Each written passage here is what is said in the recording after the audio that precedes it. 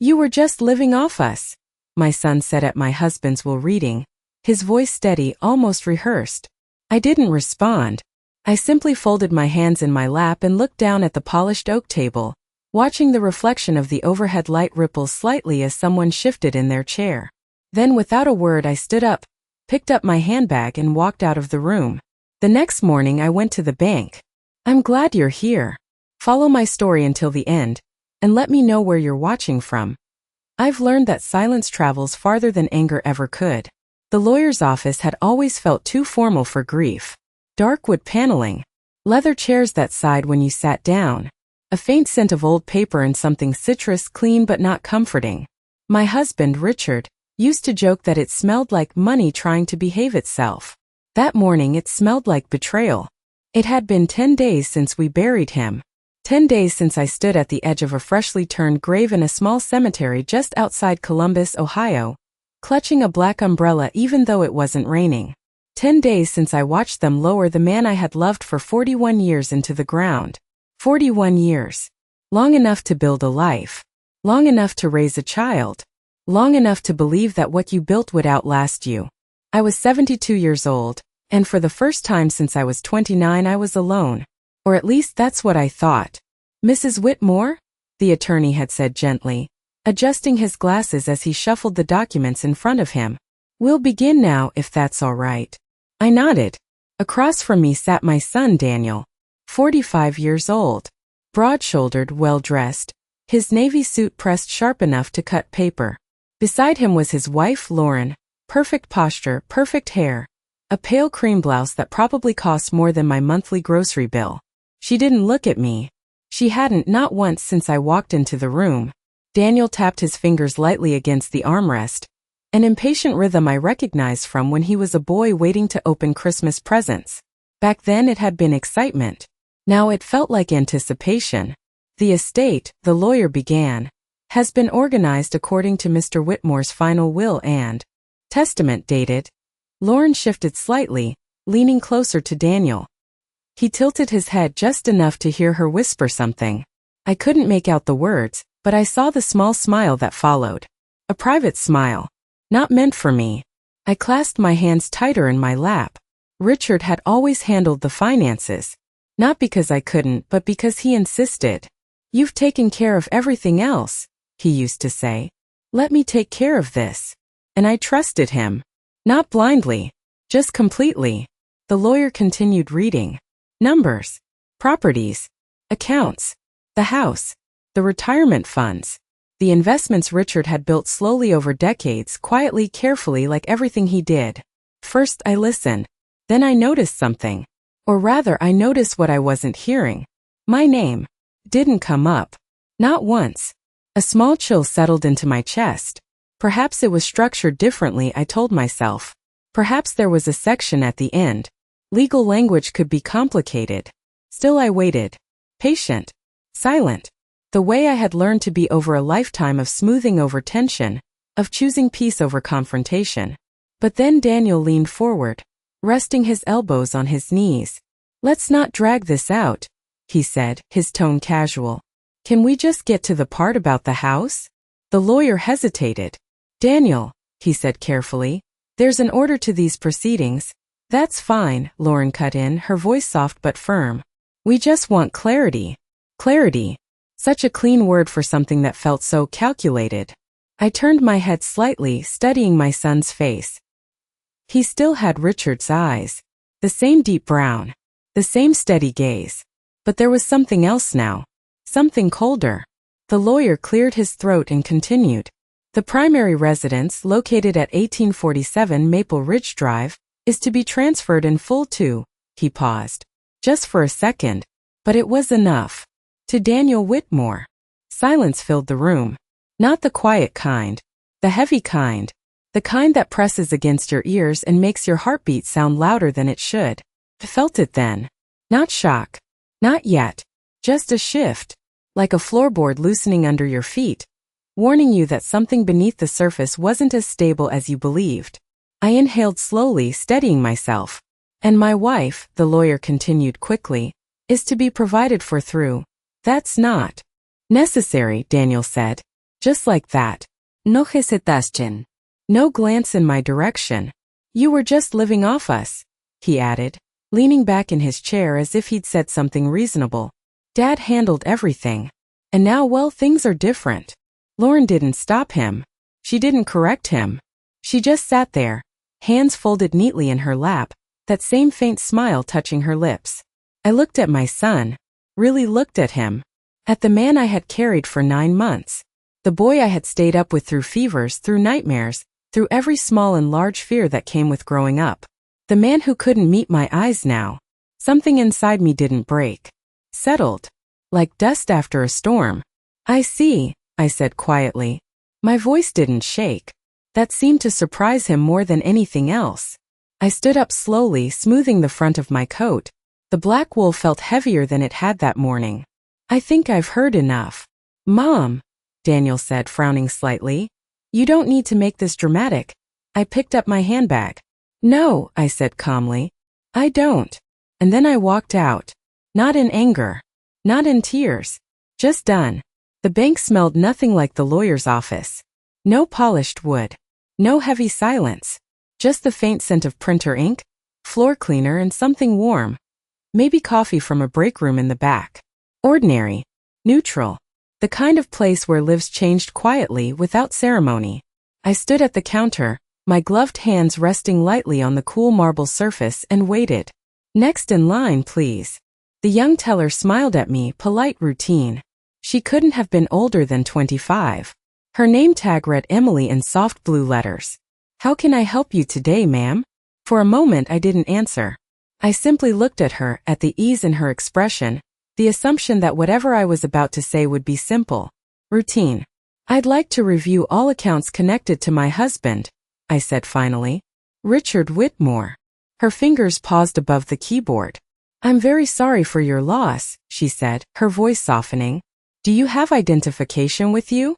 I handed it over. Driver's license. The same one I'd had for years, the photo slightly faded now, taken when my hair still held more brown than silver. She typed for a few seconds, then frowned slightly. Just one moment, please. Of course. There's always a moment. She stood and walked toward a glass office near the back, where a man in a gray suit sat reviewing paperwork. She leaned in, spoke quietly. He glanced at me, briefly professionally, then nodded. A few minutes later he approached. Mrs. Whitmore? He said, offering a measured smile. I'm David Carter, branch manager. Why don't we step into my office? I followed him without question. The door closed behind us with a soft click. First, he said, taking a seat across from me, let me extend my condolences. Richard was a longtime client. Very meticulous man. I nodded. Yes, he was. David folded his hands on the desk. Now, you mentioned reviewing the accounts. Can you clarify what specifically you're looking for? I met his gaze. All of it. No tremor. No hesitación. Just the truth. Something in my tone must have registered because his expression shifted. Slightly more serious, less procedural. He turned his monitor so we could both see. All right, he said. Let's take a look together. The screen filled with numbers. Accounts. Savings. Investments. Transfers. At first glance it looked exactly as I expected, structured, organized, careful. Richard had always believed money should move with purpose, not emotion. But then, I leaned forward. Scroll back, I said quietly. David did. There. A series of transfers. Regular. Consistent. Large. Those, I said, pointing. Where did those go? He adjusted his glasses, clicking into the transaction details. Looks like external transfers. Authorized about 8 months ago. 8 months. Before Richard passed. Before the hospital visits became more frequent. Before he started forgetting small things, where he left his glasses, whether he'd taken his medication. My chest tightened. Authorized by whom? I asked. David hesitated. Then he read from the screen. Joint account holder. Daniel Whitmore. Of course. I sat back slowly. The chair creaked under the shift in my weight, but I barely noticed. How much? I asked. He calculated quickly. Over that period, approximately $280,000. The number hung in the air. Not shocking. Not yet. Just confirming something I hadn't wanted to consider. And these? I asked, pointing to another section. Smaller transactions. Monthly. Consistent. Those appear to be maintenance disbursements, David said. Set up automatically. $1,500 per month. $1,500. My mind moved quickly now, assembling pieces. Groceries I had cut back on. The medication I had stretched, taking one pill every other day instead of daily. The heater I kept lower during winter to save on utilities. $1,500 a month. Money that was supposed to reach me. Money that never did. Where were those sent? I asked. David clicked again. His jaw tightened just slightly. A separate account, he said carefully. Also under Daniel Whitmore's authorization. I let out a slow breath. Not sharp. Not broken. Just steady. Everything was starting to align now. The way Daniel had insisted on helping with paperwork months ago. The times Lauren had offered to handle the mail. The subtle shifts I had dismissed as concern. Not concern. Control. I see, I said. David looked at me, searching for something. Anger, perhaps. Shock? Tears. He found none. Mrs. Whitmore, he said gently. Were you aware of these arrangements? I shook my head. No, a pause. There may be options, he added carefully. If these transactions were not properly authorized, they were authorized, I said. By a man who trusted too easily at the end. By a son who knew exactly when to step in. David didn't argue. He simply nodded. I stood up, smoothing my coat again. Could you print all of this for me? I asked. Every transaction. Every authorization. Of course. As the printer hummed quietly behind him, I walked to the window. Outside, the world continued as if nothing had changed. Cars passed. People walked by carrying coffee cups, talking on phones, living ordinary lives. Inside, mine had just shifted again.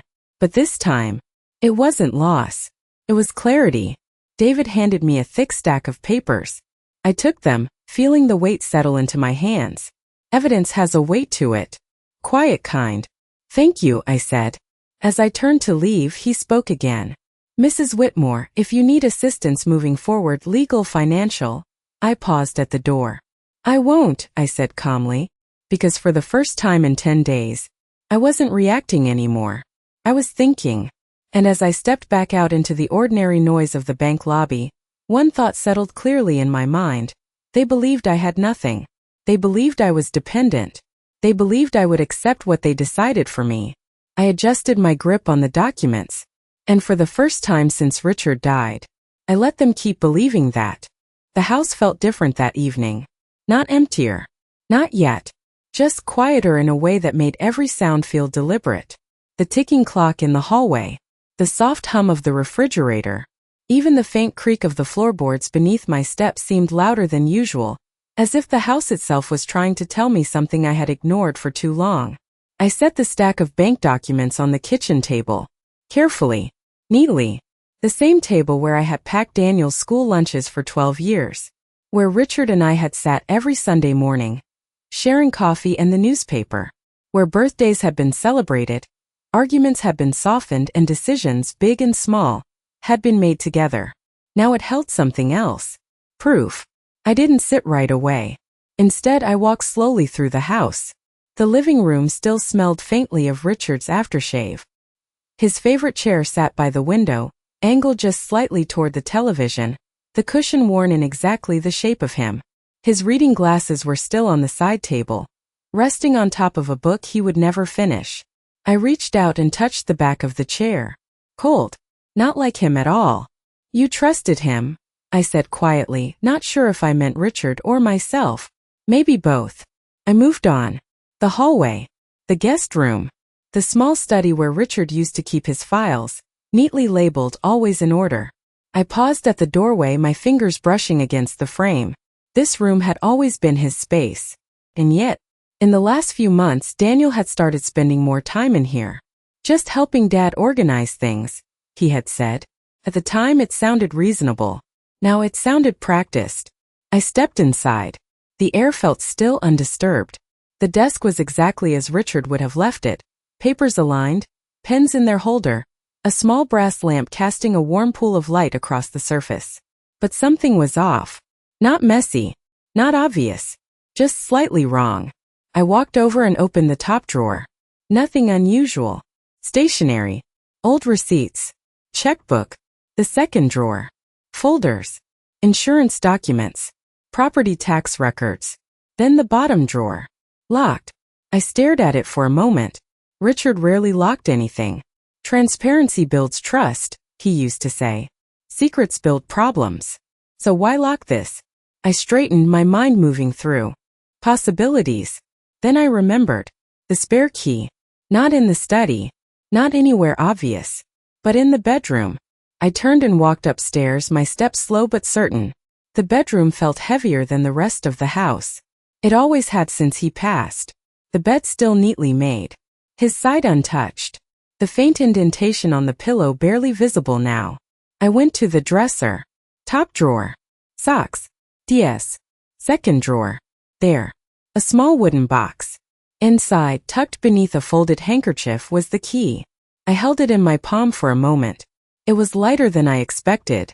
Keys usually are. They never feel like much until you realize what they open. Back downstairs, the house seemed even quieter than before. I returned to the study and knelt in front of the locked drawer.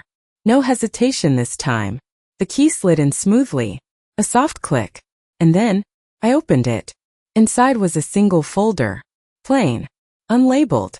I lifted it out and placed it on the desk, my fingers steady despite the slow, tightening pulse in my chest. For a second I didn't open it. Not out of fear. But because I already knew whatever was inside would confirm everything. Or change everything. I opened it anyway. The first page was a legal document. Typed. Signed. Dated. 8 months ago.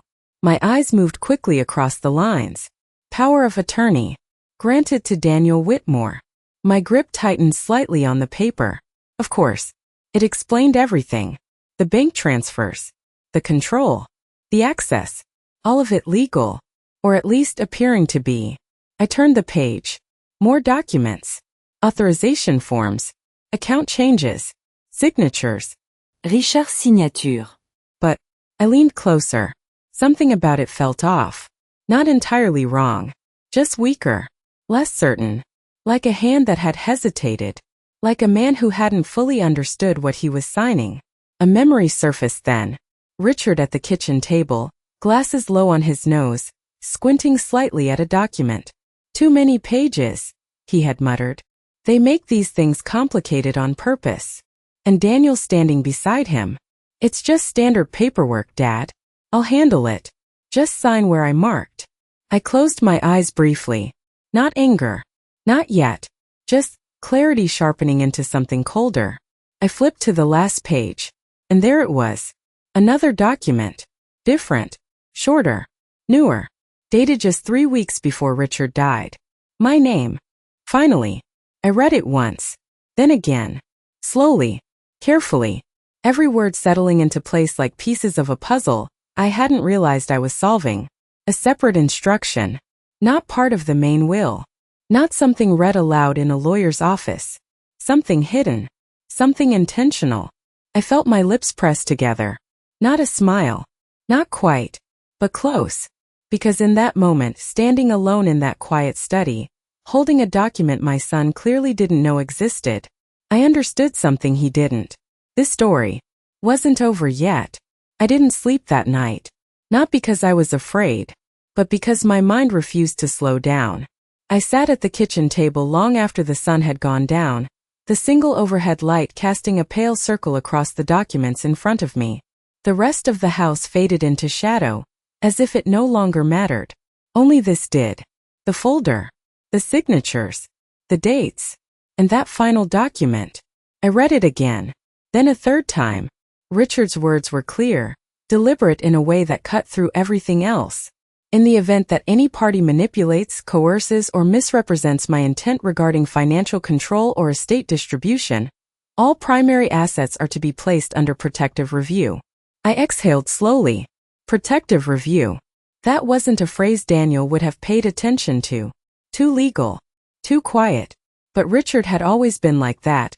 He didn't raise his voice. He didn't confront directly. He prepared. And for the first time since the will reading, I felt something shift inside me. Not pain. Not grief. Control. The next morning I made coffee. 2 cups. Out of habit. I placed one on Richard's side of the table, just like I had done every morning for years. The steam curled upward for a few seconds before fading into the air. Then I sat down across from it. I understand now, I said quietly. The silence didn't answer back. But it didn't need to. By 9:15 a.m. I was dressed. Not in black this time. A soft gray coat. Structured. Clean. The kind of thing that didn't draw attention but didn't invite dismissal either. I gathered the documents, slipped them neatly into my handbag and headed out. The drive across town felt shorter than usual. Or maybe I just wasn't noticing the distance anymore. The law office was smaller than the one from the will. Reading. Less polished. More precise. No receptionist this time. Just a quiet waiting area and a single door with a brass plate. Margaret Ellis, estate attorney. I knocked once. Come in. She was older than I expected. Late 60s perhaps. Silver hair pulled back neatly, glasses resting low on her nose. She didn't smile when I entered, but her eyes were sharp, attentive, observing.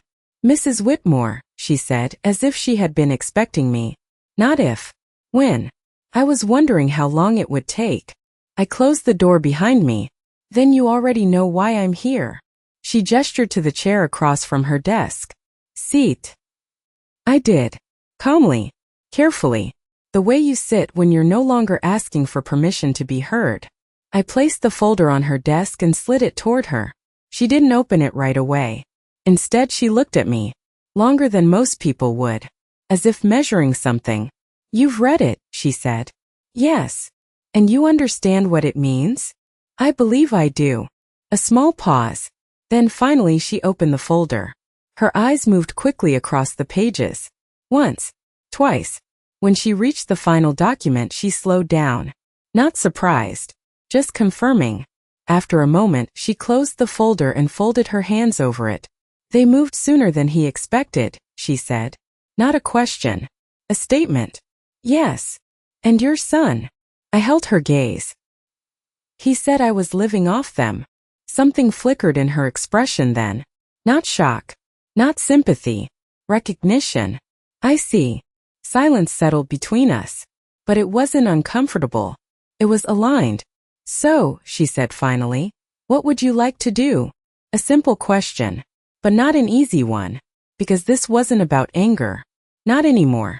It was about precision. I thought of Daniel.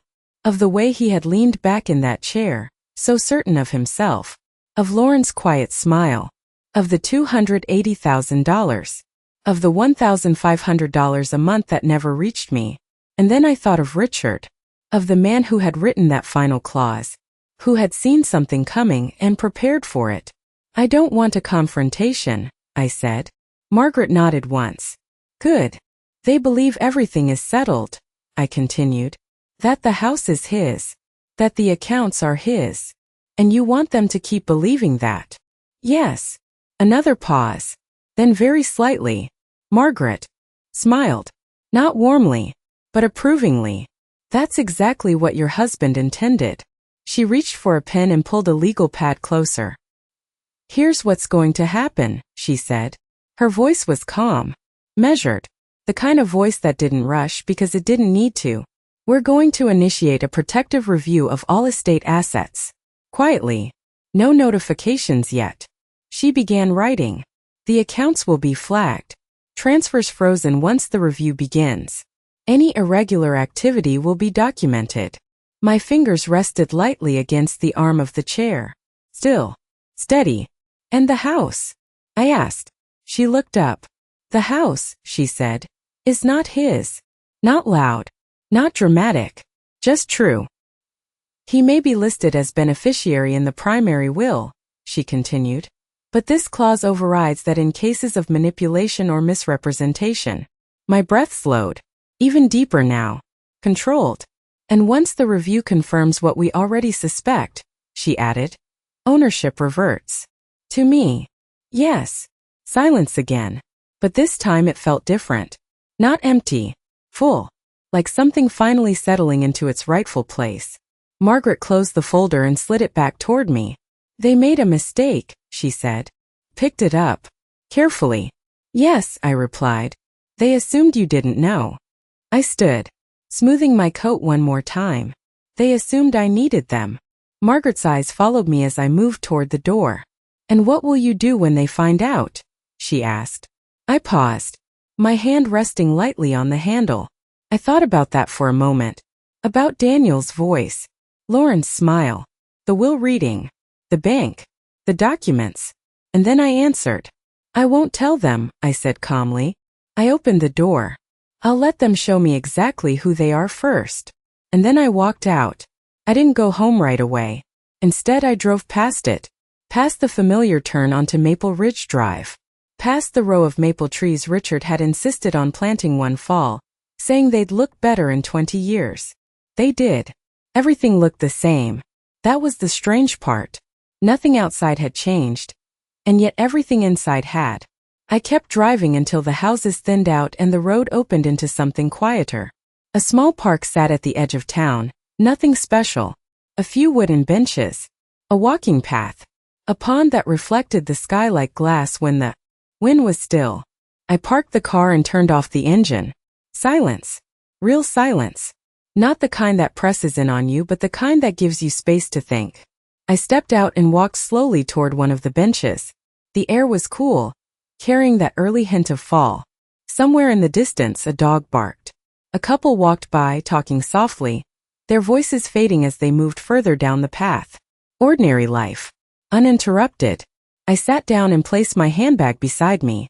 For the first time since the will reading, I allowed myself to feel it. Not anger. Not grief. Something quieter.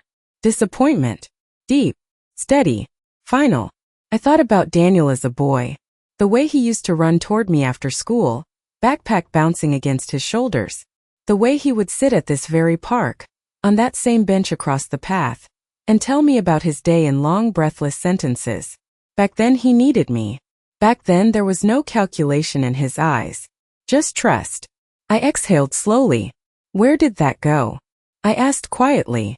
The wind didn't answer. It never does. By the time I returned home, the sun was lower in the sky.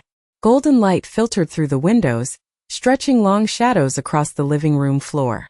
And for a moment, everything looked almost warm again. Almost. I set my handbag down and walked into the kitchen. The documents stayed inside. Hidden. Not because I was afraid of losing them, but because I understood something now. Timing mattered. I opened the refrigerator. Half empty. A carton of eggs.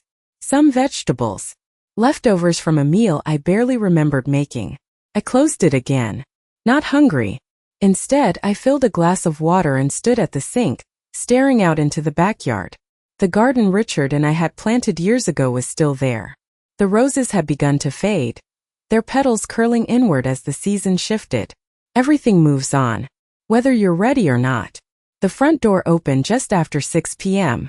I didn't turn around. I didn't need to. I recognized the sound of Daniel's footsteps immediately. Mom, he called out, his voice carrying that familiar mix of impatience and something else, something more cautious now. I took a sip of water before answering. In the kitchen. A pause. Then footsteps approaching. Lauren's heels clicked softly behind him. Of course she was with him. They never came separately anymore. Hey, Daniel said, stepping into the doorway. I turned then. Slowly. Calmly. As if nothing had shifted at all. You didn't have to come, I said. Not cold. Not welcoming. Just neutral. He frowned slightly. We wanted to check on you, he said. After this morning. Lauren smiled. That same small, controlled smile. We were worried, she added. Worried. I nodded once.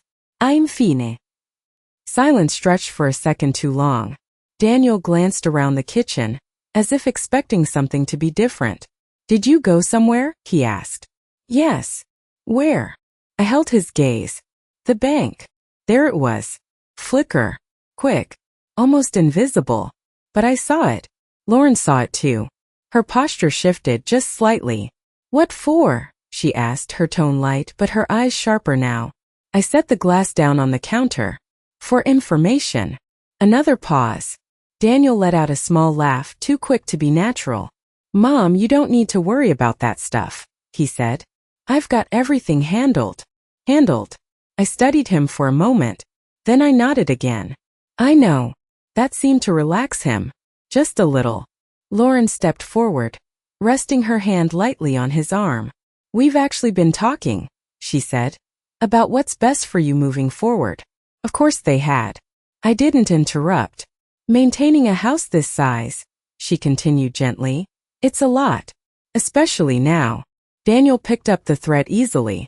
We think it might be better if you moved somewhere smaller, he said. Maybe one of those senior communities. You'd have people around, activities. I'm not moving. I said it quietly, but it landed harder than anything else in the room. Daniel blinked. Lauren's smile tightened. Mom, he said, his voice shifting slightly, we're just trying to help.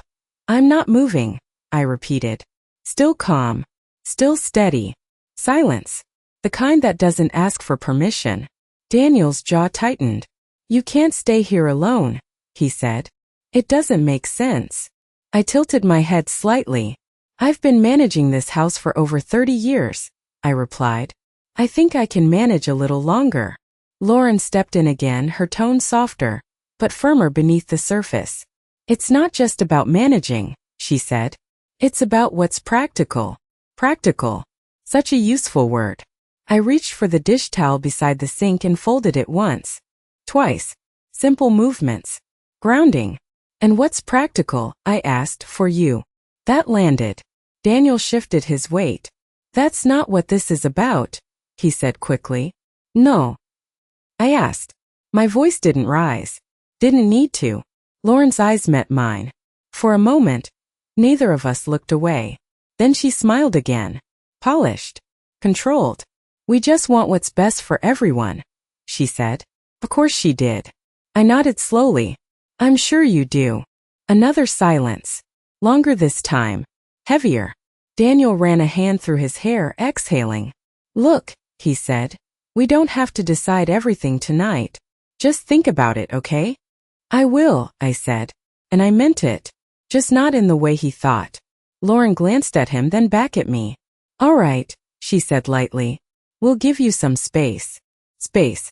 Yes, that's exactly what I needed. They turned to leave. Daniel paused at the doorway. Mom. I looked at him. Yes. His expression softened just a fraction. You know we're trying to do the right thing, he said. I held his gaze. For a long moment. Then I answered. Yes, Daniel. My voice was calm. Even. I know exactly what you're doing. He didn't respond. He couldn't. And a second later they were gone. The door closed. The house fell quiet again. I stood there for a moment, listening to the silence settle back into place. Then I walked to the table, opened my handbag, and pulled out the documents. Carefully. Deliberately. They thought I was still catching up. Still confused. Still dependent. I placed the papers flat on the table, smoothing the edges with my fingertips. No, I wasn't catching up. I was waiting. And the more they talked, the more they revealed. And soon they would tell me everything I needed to know. The next morning, I woke up earlier than usual. Not because I had somewhere to be, but because my mind had already moved ahead. There's a moment, after everything becomes clear, when you realize something important. You don't need to rush. You just need to watch. I made breakfast. Nothing elaborate. Just toast and eggs. The same way Richard liked them, though I didn't make the second plate this time. That habit, I let it go. Instead, I sat at the kitchen table alone, eating slowly, listening to the quiet. Then, right on schedule, my phone rang. Daniel. Of course. I let it ring twice before answering. Good morning, I said. Hey, Mom, he replied, his tone lighter than yesterday. Too light. I was just checking in. Checking in. I could almost hear Lauren in the background of that sentence. I'm fine, I said. Good, good, he continued quickly. Listen, about last night, we didn't mean to come on too strong. I didn't respond right away. Silence has a way of making people feel it. We're just thinking ahead, he added. Making sure everything's handled properly. Handled. There it was again. I took a sip of coffee. I understand, I said. That seemed to encourage him. Actually, he continued, Lauren found a few really nice places. Communities, you know? With staff security, people your age. You wouldn't have to worry about the house anymore. Wouldn't have to worry. I looked around the kitchen. At the cabinets I had chosen. The table I had refinished myself one summer while Daniel was away at college. The window Richard had insisted on replacing because the light matters more than the cost. Worry? No. This house had never been a burden. It had been a life. I'll think about it, I said. A pause. Then, well, there's also the financial side, Daniel added more cautiously now. Maintaining the property taxes, utilities, it's not exactly cheap. There it was. Not concern. Not care. Just positioning. I've managed so far, I replied. Yeah, but that was when Dad was, he stopped himself. When things were different. When things were controlled. When he didn't need to step in. I set my cup down gently. Daniel, I said. Yeah. Why are you in such a hurry? Silence. Real silence this time. Not the kind he could smooth over with a quick answer. I'm not, he said finally. I didn't challenge it. I didn't need to. Take your time, Mom, he added quickly. Just don't wait too long. Don't wait too long. I almost smiled. I won't, I said. And I meant that too. By noon I was out of the house again. Not to the bank. Not to the lawyer. Somewhere simpler. A small cafe just off Main Street. The kind of place that hadn't changed in years. Same menu, same chipped mugs, same waitress who called everyone Han.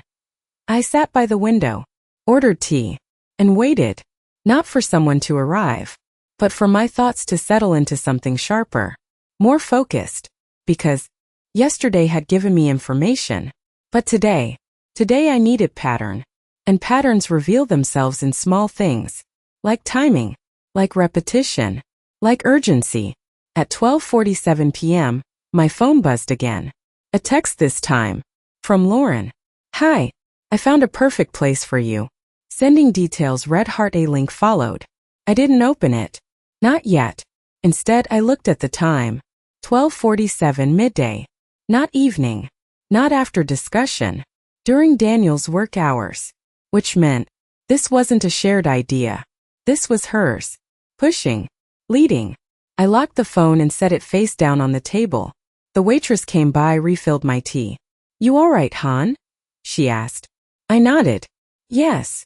And for the first time, that answer was completely true. Because something had shifted. Not just clarity. Not just control. Understanding.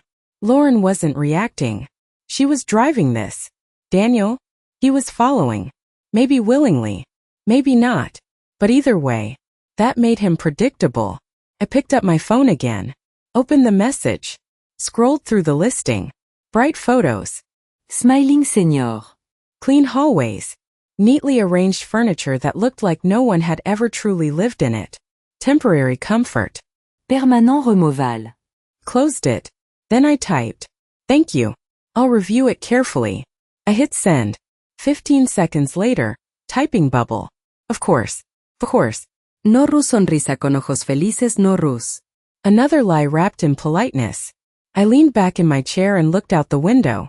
Cars passed. People moved. Life continued. And in the reflection of the glass, I saw myself. Not the woman from 10 days ago. Not the one standing at a grave, holding on to what was already gone. But someone else. Someone quieter.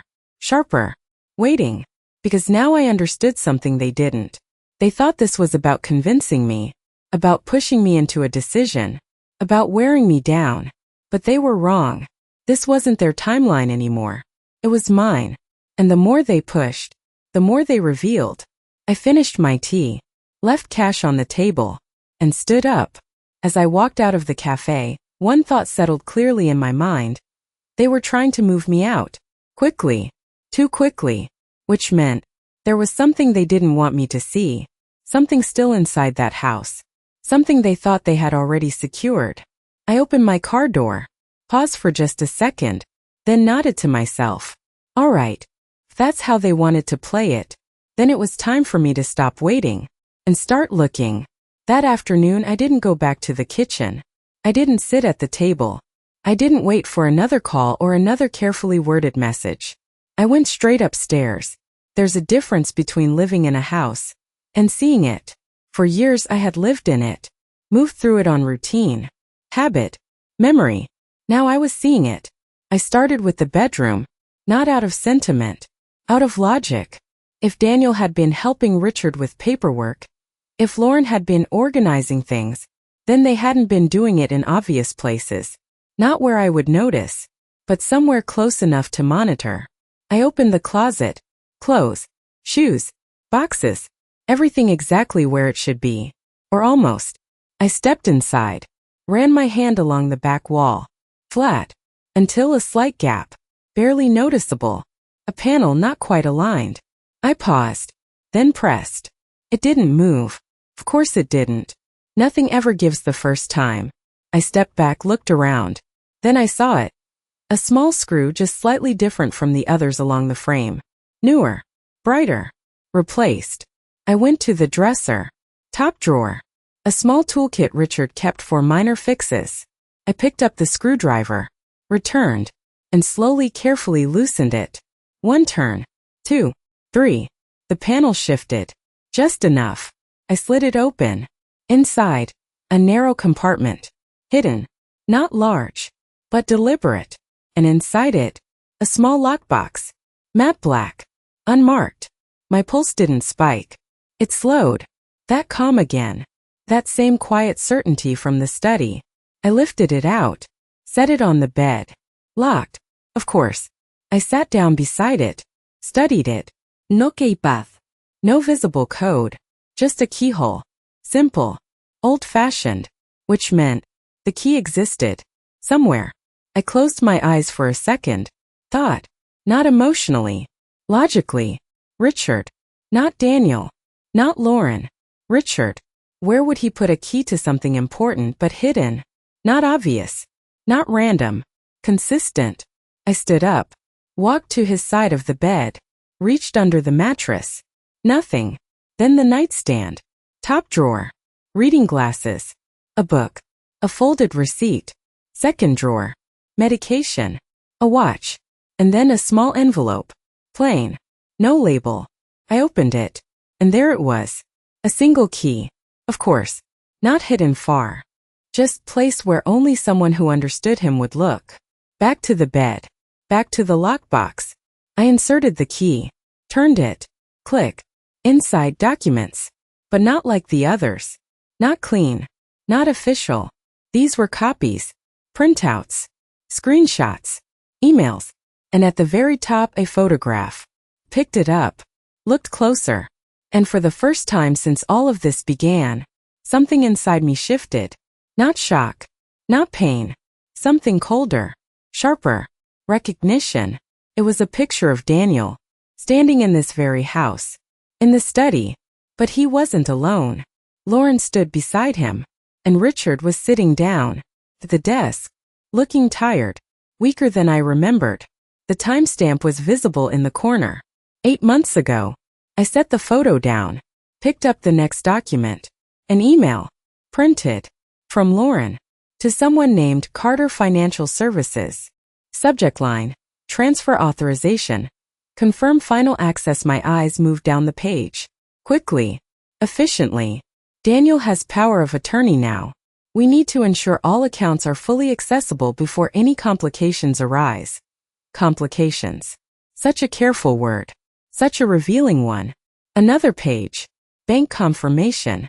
Transfer scheduled. Approved. Processed. Another. A message. Short. Direct. From Lauren to Daniel. Once everything is in place, we move quickly. The house is the priority. I stopped there. Not because I needed to, but because I already understood. This wasn't impulsive. This wasn't confusion.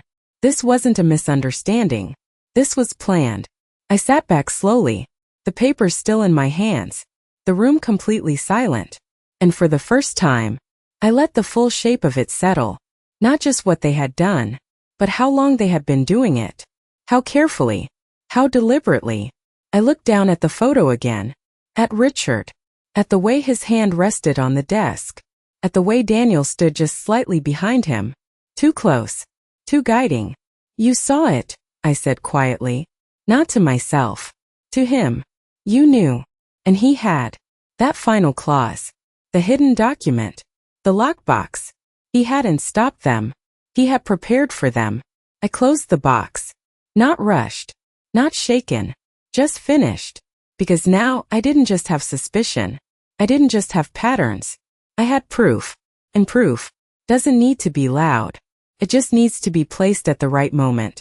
I stood up, carried the lockbox back to the closet, slid it into the hidden compartment, closed the panel, replaced the screw, exactly as it had been, invisible again. Then I walked downstairs. Slow, steady, each step landing exactly where it needed to. They thought I was behind. They thought I was reacting. They thought I was still trying to understand. No, now I was ahead. And for the first time since the will reading, I allowed myself a small, quiet smile. Let them keep talking. Let them keep pushing. Let them keep believing. Because when the moment came, I wouldn't need to argue. I wouldn't need to explain. I would just open the box and watch everything they built fall apart. Top of form that evening, I didn't touch the documents again. I didn't need to. Once you've seen the full picture, going back over the details doesn't give you more clarity. It just wastes time. And I wasn't wasting time anymore. Instead, I did something else. Something simple. I cooked dinner. Not out of hunger. Out of habit. Out of control. I took out the same pan Richard had used for years. The one with the slightly warped handle he refused to replace because it still works. I set it on the stove, turned the heat low, and moved through the motions with quiet precision. Oil. Vegetables. Chicken. Nothing fancy. Just enough. Because tonight wasn't about food. It was about presence. At 6:12 p.m. right on cue, the front door opened. Voices. 2 of them. Lower this time. More careful. Smells good, Daniel said as he stepped into the kitchen. I didn't turn immediately. I flipped the chicken once. Let the silence stretch just long enough. Then, dinner will be ready in a few minutes, I said. Calm. Even. As if nothing had changed.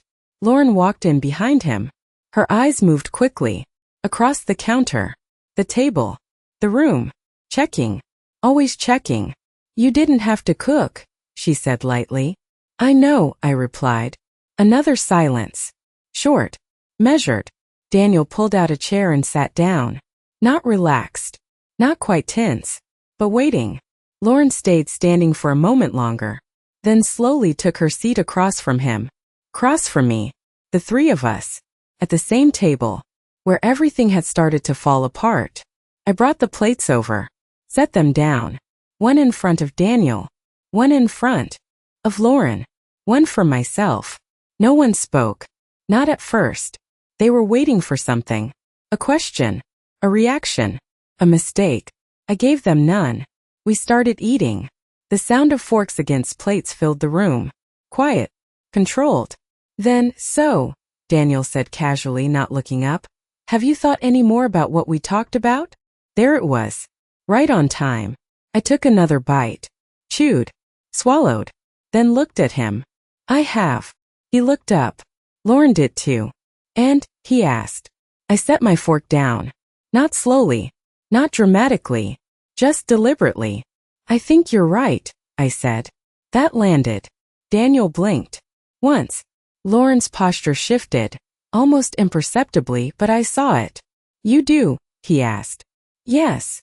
I folded my hands lightly in front of me. This house is a lot to manage. Lauren smiled. Not fully, but enough. That's exactly what we were saying, she replied gently. I nodded. I know. Another pause. Shorter this time. More hopeful. On their side. So you'll consider moving? Daniel asked. I tilted my head slightly. I didn't say that. The smile faded. Just a fraction. I said I understand the situation. Daniel frowned. Lauren's eyes narrowed just slightly. What does that mean? She asked. I picked up my glass of water. Took a small sip. Set it back down. It means, I said calmly, that I agree things need to be reorganized. Daniel leaned forward. How? I met his gaze. Held it. That's what I'm deciding. Silence. Heavier now. Less comfortable. Lauren recovered first. She always did. Well, she said lightly, we can help with that. We've already looked into. I'm sure you have. I didn't raise my voice, but I didn't let her finish. Another pause. Longer. Sharper. Daniel shifted in his seat. Mom, he said more carefully now, we're just trying to make this easier for you. Easier. I looked at him. Really looked this time. At the man sitting across from me. Not the boy I remembered. Not the child who used to need me. The man who thought I needed him. I know exactly what you're trying to do, I said. The room went still. Not tense. Not explosive. Just exposed. Lauren didn't move. Daniel didn't speak. I let the silence sit there. Just long enough. Then I picked up my fork again. Took another bite. And just like that I ended the moment. Because I wasn't here to confront them. Not yet. I was here to guide them. To let them believe they were still in control. To let them take one more step. One more word. One more move. Until there was nothing left for them to deny. Dinner finished quietly after that. No more questions. No more pressure. They left just before 7 o'clock. Polite. Measured. Careful. But I saw it. In the way Daniel hesitated at the door. In the way Lauren glanced back just once. They felt it now. Something had changed. They just didn't know what. The door closed. The house went quiet again. I cleared the plates. Washed them. Dried them. Placed them back exactly where they belonged. Routine. Order. Control. Then I turned off the kitchen light. And in the darkness I allowed myself one thought. They're getting close. Not to winning. To the edge. And when they stepped over it I would be ready. The call came the next morning. Earlier than usual. 8:03 a.m. I was already awake. Dressed. Sitting at the kitchen table with a cup of coffee I hadn't touched. Waiting. The phone rang once. Twice. I answered on the third. Mom. Daniel's voice. Tight. Not rehearsed this time. Yes. A pause. Then. Did you go into Dad's study yesterday? There it was. I didn't respond immediately. Not out of hesitation. Out of choice. I did, I said. Another pause. Longer. Heavier. You shouldn't be going through things like that alone. He said, the words careful, but the edge underneath them sharper now. There are legal processes. I'm aware. Silence again. Then, did you find anything? He asked. Not what did you find? Not is everything okay? Anything. I looked down at the table. At the faint scratch near the edge where Daniel had once dragged a fork across it as a child, ignoring my warnings. Some habits never really change. Yes, I said. The word landed between us. What kind of things? He pressed. I took a sip of coffee. It had gone slightly cold. Old papers, I replied. Not a lie. Not the truth. A space. A test. Daniel exhaled slowly. I could hear it through the phone. Mom, he said, you don't need to worry about any of that. I've already taken care of everything. Dad trusted me to handle it. Trusted. I leaned back in my chair. I'm sure he did. I said. Another pause.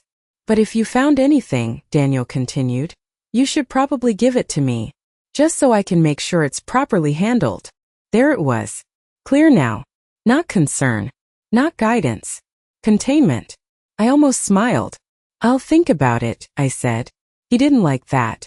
I could hear it in the shift of his breathing. Mom, he said again more firmly now, this isn't something you should be dealing with on your own. I looked out the window. The garden.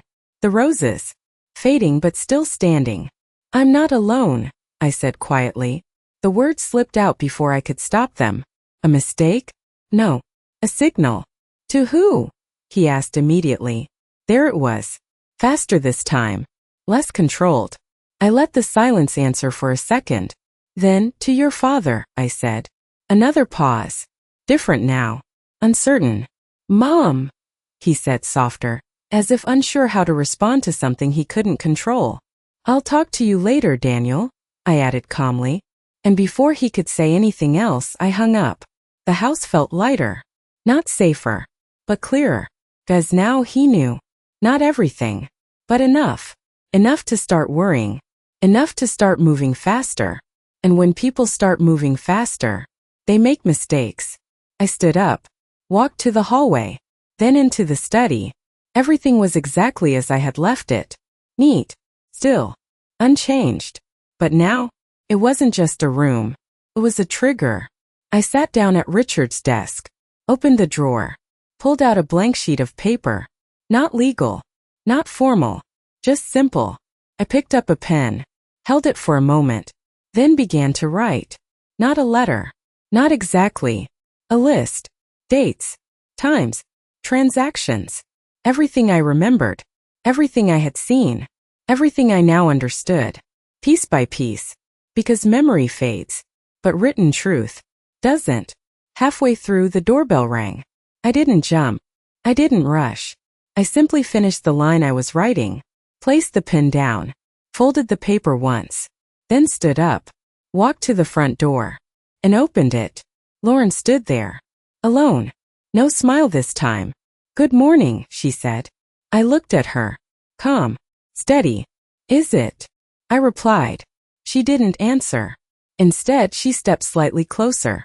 "We need to talk," she said. Of course we did. I opened the door wider, stepped aside. "Come in," I said. And as she walked past me, I noticed something. For the first time since I had known her, she looked uncertain. Good, because uncertainty was exactly where I needed her. Top of form, Lauren didn't sit right away. She stepped into the living room, her eyes moving quickly. Across the furniture, the hallway, the staircase. Looking, measuring, calculating. I closed the door behind her. Softly. "Would you like some coffee?" I asked. Polite, neutral. She turned to me. "No," she said. Too quickly. Of course. She wasn't here for pleasantries. "Then let's not pretend," I replied calmly. That stopped her. Just for a second. Good. She straightened slightly, adjusted the sleeve of her blouse. A small movement. A grounding one. "Daniel said you went through Richard's study," she said. No softness this time. No smile. "I did. And you found something." Not a question. I walked past her. Into the kitchen. "If you're going to ask questions," I said, reaching for a glass, "you should sit down." A pause. Then her heels clicked against the floor as she followed. She sat. Slowly, deliberately. I filled the glass with water, set it in front of her. She didn't touch it. Of course she didn't. I took my seat across from her, folded my hands lightly on the table. Silence settled. Not empty, not awkward, measured. "You've always been very organized," she said finally. I didn't respond. "I noticed that early on," she continued. "The way you kept everything in place. A compliment, or an observation, or a setup. Did you?" I asked. Her lips pressed together. Just briefly. "Yes." Another pause. "And Richard trusted you," she added. There it was. Not loved, not respected, trusted. I tilted my head slightly. "He trusted the right things," I said. Her eyes narrowed. "Not fully. Just enough." "What does that mean?" I held her gaze. "It means," I said calmly, "he didn't trust easily." Silence. A shift in the air. Because now she understood. This wasn't confusion. This wasn't grief. This was awareness.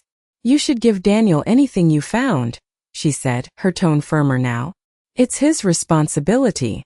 There it was again. Containment. I leaned back slightly. "Responsibility," I repeated. "Yes." I nodded slowly. "And what exactly is he responsible for?"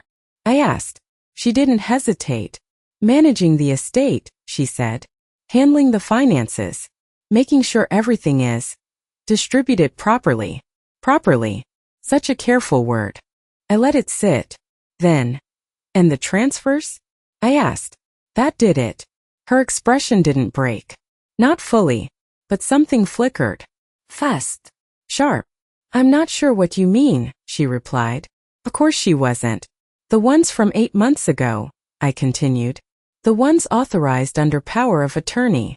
Silence. Real silence now. No performance. No softegis. Just stillness. She didn't speak. Didn't move. Good. Because silence reveals more than words ever could. I leaned forward slightly. Or the monthly disbursements, I added. $1,500. Her hand tightened. Just slightly. On the edge of the table. There must be some misunderstanding, she said. There it was. The first line of defense. I nodded. Yes, I said. There was. Another pause.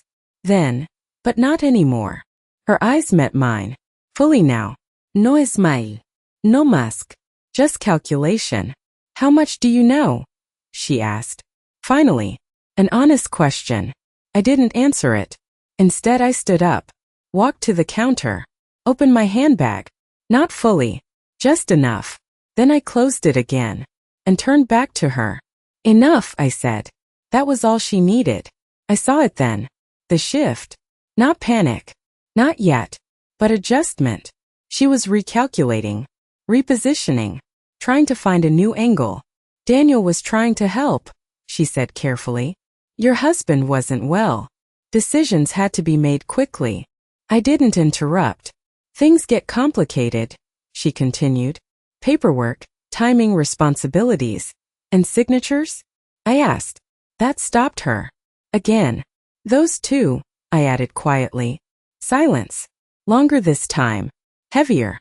Because now we were no longer circling the truth. We were standing in it. You don't understand everything, she said finally. I nodded. You're right, I replied. That surprised her. I don't understand everything, I continued. But I understand enough. I walked back to the table. Slow. Steady. And what I understand, I said, is that you moved too early. Her eyes sharpened. What does that mean? I met her gaze. Held it. It means, I said calmly, you assumed I wouldn't look. Silence. And that, I added, was your mistake. The room went still. Completely still. For a long moment neither of us moved. Then she stood up. Not abruptly. Not dramatically. But with purpose. We should all talk about this together, she said. With Daniel. Of course. Bring him in. Control the narrative. Regain balance. I nodded once. We will, I said. But not now. I didn't say that part.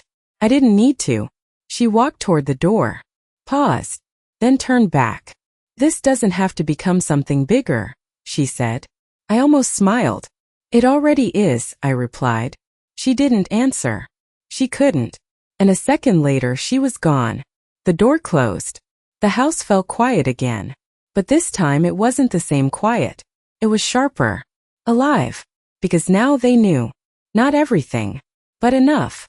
And that meant the next move would be theirs. I walked back to the table. Sat down. And for the first time I allowed myself to prepare for the moment I had been waiting for. Not the confrontation. The ending. Daniel didn't wait long. He came that same evening. 7:18 p.m. I remember the exact time because I was sitting in the living room, the clock ticking steadily on the wall, when I heard his car pull into the driveway. Faster than usual. Not careful. Not composed. Good. The front door opened without knocking. Mom. His voice echoed through the house. Tighter now. Less controlled. In here, I replied. He stepped into the living room, jacket still on, tie loosened but not removed. His eyes moved immediately. Searching, scanning, trying to read the room before speaking. Lauren followed behind him. Quiet. Watching. Always watching. We need to talk, Daniel said. I looked up at him. Calm. Still. Yes, I said. We do. I gestured to the chairs. Seat. He didn't argue. That was new. They sat across from me. Same positions as before. Same table. Same distance. But everything else. Different. What did you say to Lauren? He asked. Straight to it. No softness. No pretense. I answered her questions, I replied. His jaw tightened. She said you were accusing us of something. I tilted my head slightly. Was I? Lauren shifted beside him. Let's not do this in circles, she said. If there's something you think we've done wrong, just say it. There it was. The invitation. The trap. I didn't take it. Instead, I reached for the folder beside me. Not the lockbox. Not everything. Just enough. I placed a few papers on the table. Turned them toward Daniel. Do you recognize these? I asked. He looked down. Just for a second. That was all it took. Because in that second I saw it. Recognition. Gone just as quickly. They look like bank documents, he said. Careful. Measured. They are, I replied. Silence. And this, I added, sliding another page forward. The transfer summary. $280,000. His fingers didn't touch it, but they twitched. Slightly. That was handled under power of attorney, he said. Dad approved it. Approved. I nodded slowly. And the monthly payments? I asked. The $1,500? A pause. That was for household expenses, Lauren said quickly. Maintenance. Bills. That never reached me, I said. Silence. Heavy now. Daniel leaned forward. Mom, you don't understand how these things work. No, I said. He stopped. I understand exactly how they work, I continued. My voice didn't rise. Didn't need to. I understand timing, I said. I understand access. I understand signatures. Each word landed. I also understand intent. Lauren's eyes sharpened. This is ridiculous, she said. You're taking normal financial management and turning it into something else. Normal. I let that word sit. Then I reached into my handbag. Not fully. Just enough to take out one thing. The photo. I placed it gently on the table. Between us. No explanation. No build-up. Just truth. Daniel looked at it. And this time he couldn't hide it. His expression broke. Just for a second. But it was enough. Lauren didn't look right away. She already knew. What is that? Daniel asked. But his voice had changed. He knew exactly what it was. That, I said quietly, is 8 months ago. Silence. That's you, I continued. In the study. His breathing shifted. And that, I added, is your father. No one spoke. No one moved. Because now there was nowhere left to step. You told him where to sign, I said. Not a question. A statement. Lauren finally looked at the photo. Her face didn't change. But her hand, it tightened. He trusted you, I said. To Daniel. And you used that. Stop, he said. Quiet. Not angry. Something else. I'm not finished, I replied. Another silence. Longer. Sharper. You thought I wouldn't look, I said. You thought I wouldn't understand. You thought I would accept whatever you told me. Each sentence slower than the last. You were wrong. Daniel stood up. Too quickly. This is insane, he said. You're twisting everything. I haven't even started yet. That stopped him. Completely. Lauren remained seated. Still. Focused. Daniel, she said quietly. A warning. He didn't sit. But he didn't speak either. Good. Because now the room belonged to me. I leaned forward slightly. Do you want to know the only mistake you made? I asked. No answer. Of course not. You moved too soon, I said. Lauren's eyes flickered. She understood that. Daniel didn't. Not yet. You thought everything was already yours, I continued. Silence. But it wasn't. That landed. Different. Heavier. What does that mean? Daniel asked. Finally. The right question. I leaned back. Calm. Controlled. It means, I said, you should have waited. No explanation. No details. Just enough. Because now they weren't defending anymore. They were wondering. And doubt is far more powerful than accusation. I stood up. Slowly. This conversation is over, I said. Daniel stared at me. Confused. Angry. Uncertain. Lauren stood this time. Carefully. This isn't finished, she said. I met her gaze. No, I agreed. It's not. And for the first time I saw it. Not control. Not calculation. Fear. Just a flicker. But enough. They left without another word. The door closed. And the house fell silent again. Picked up the photo. Looked at it one last time. Then placed it back in my bag. As now everything was in motion. And the end was already waiting. The house was quiet the next morning. Not the kind of quiet that feels empty. The kind that feels finished. I woke before sunrise. No alarm. No thoughts racing. Just stillness. For the first time in days, I didn't reach for the documents. I didn't replay conversations. I didn't prepare for anything. Because everything had already been set in motion. I made coffee. 1 cup. Set it on the table. Sat down. And waited. Not long. At 9:02 a.m. my phone rang. Margaret. Good morning, she said. Her voice was the same as always. Calm. Measured. It's done. 2 words. That was all.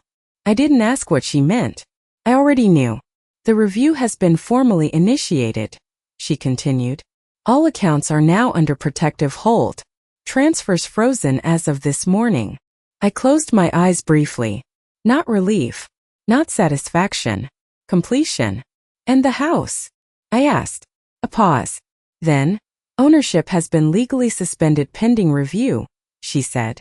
Which means, he cannot sell it, transfer it, or claim it. I nodded, even though she couldn't see it. And once the findings are finalized? I asked. You regain full control, she replied.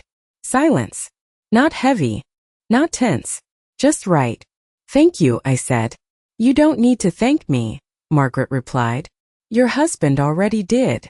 The line went quiet. And then she hung up. I set the phone down. Took a sip of coffee. Still warm. Then the front door opened. No hesitation this time. No knocking. Footsteps. Fast. Uneven. Mom. Daniel. I didn't turn. In the kitchen, I said. He appeared in the doorway seconds later. Face pale. Phone in his hand. What did you do? He demanded. There it was. Not what happened. Not what's going on. What did you do? I looked at him. Calm. Steady. I protected what was mine, I said. Lauren stepped in behind him. This time no control. No softness. What did you file? She asked sharply. I didn't answer directly. Instead, I reached for my coffee. Took another sip. Accounts don't freeze on their own, Daniel said. Banks don't just, this doesn't just happen. No, doesn't. You should have waited, I said. The words landed. The same ones from last night. Now he understood. Lauren's eyes locked onto mine. You went to a lawyer, she said.